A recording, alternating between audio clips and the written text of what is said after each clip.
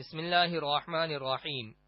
صرف 5 منٹ کا مدرسہ قرآن و حدیث کی روشنی میں 133واں دن 13 جمادی الاولیٰ۔ نمبر 1، اسلامی تاریخ۔ رمضان کی فرضیت اور عید کی خوشی۔ سن 2 ہجری میں رمضان کے روزے فرض ہوئے، اسی سال صدقہ فطر اور زکوٰۃ کا بھی حکم نازل ہوا۔ رمضان کے روزے سے پہلے عاشورہ کا روزہ رکھا جاتا تھا، لیکن یہ اختیاری تھا۔ جب رسول اللہ صلی اللہ علیہ وسلم مدینہ تشریف لائے تو دیکھا کہ اہل مدینہ سال میں 2 دن کھیل تماشوں کے ذریعے خوشیاں مناتے ہیں، تو آپ صلی اللہ علیہ وسلم نے ان سے دریافت فرمایا کہ ان 2 دنوں کی حقیقت کیا ہے؟ صحابہ نے کہا، ہم زمانہ جاہلیت میں ان 2 دنوں میں کھیل تماشا کرتے تھے۔ چنانچہ رسول اللہ صلی اللہ علیہ وسلم نے فرمایا، اللہ تعالی نے ان 2 دنوں کو بہتر دنوں سے بدل دیا ہے، وہ عید الاضحیٰ اور عید الفطر ہے۔ بالآخر 1 شوال سن 2 ہجری کو پہلی مرتبہ عید منائی۔ اللہ تعالی نے عید کی خوشیاں و مسرتیں مسلمانوں کے سر پر فتح و عزت کا تاج رکھنے کے بعد عطا فرمائی۔ جب مسلمان اپنے گھروں سے نکل کر تکبیر و توحید اور تسبیح و تحمید کی آوازیں بلند کرتے ہوئے میدان میں جا کر نماز عید ادا کر رہے تھے تو دل اللہ کی دی ہوئی نعمتوں سے بھرے ہوئے تھے۔ اسی جذبہ شکر میں دوگانہ نماز میں ان کی پیشانی اللہ کے سامنے جھکی ہوئی تھی۔ نمبر 2، اللہ کی قدرت۔ کائنات کی سب سے بڑی مشینری۔ انسان اس کائنات کی سب سے بڑی مشینری ہے۔ اللہ تعالی نے اس کو کس عجیب سانچے میں ڈھالا ہے۔ ایک نطفے سے تدریجی طور پر جمع ہوا خون بنایا، جمے ہوئے خون سے گوشت کا لوتھڑا بنایا، پھر ہڈیاں بنائی، پھر ایک ڈھانچہ تیار کیا، پھر اس میں سارے اعضاء، ناک، کان، آنکھیں، دل، دماغ، ہاتھ، پیر بہترین ترتیب سے فٹ کیے۔ یہ سارا نظام قدرت ایک چھوٹی سی اندھیری کوٹری میں چل رہا ہے۔ جس ماں کے پیٹ میں یہ بچہ تیار ہو رہا ہے، اس ماں کو بھی پتا نہیں، نہ اس کے باپ کو پتا ہے کہ کیا ہو رہا ہے۔ اس نظام قدرت کو دیکھ کر بے ساختہ زبان پر آ جاتا ہے، بابرکت ہے وہ ذات جو بہترین تخلیق کرنے والی ہے۔ نمبر 3، ایک فرض کے بارے میں۔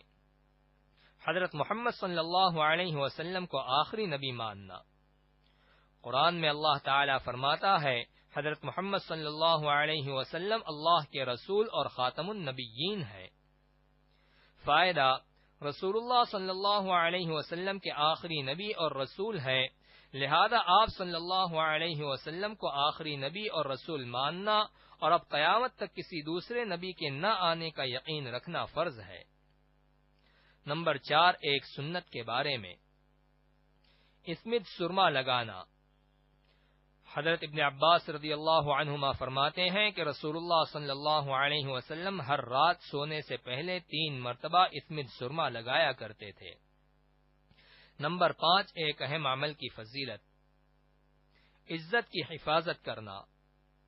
رسول اللہ صلی اللہ علیہ وسلم نے فرمایا، جس نے پیٹھ پیچھے اپنے بھائی کی عزت کی حفاظت کی، اللہ تعالی اپنی ذمہ داری سے اس کو جہنم کی آگ سے آزاد کر دے گا۔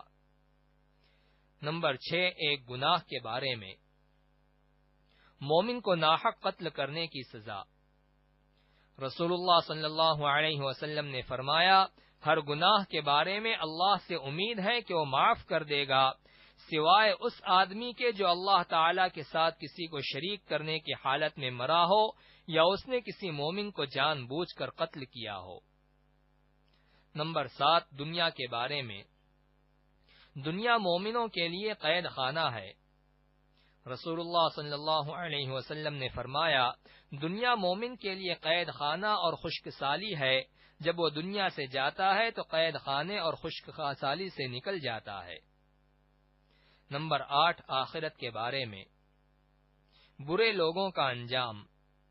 قرآن میں اللہ تعالی فرماتا ہے، جو شخص جھٹلانے والے گمراہوں میں سے ہوگا تو کھولتے ہوئے گرم پانی سے اس کی مہمان نوازی ہوگی اور اسے دوزخ میں داخل کیا جائے گا۔ نمبر 9، طب نبوی سے علاج۔ رسول اللہ صلی اللہ علیہ وسلم نے قے کی اور پھر وضو فرمایا۔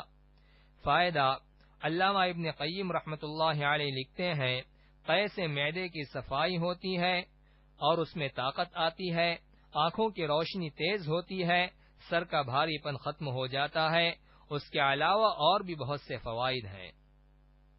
نمبر 10، قرآن کی نصیحت۔ قرآن میں اللہ تعالی فرماتا ہے، اے ایمان والو، تم سب کے سب اللہ تعالی سے توبہ کر لو تاکہ تم کامیاب ہو جاؤ۔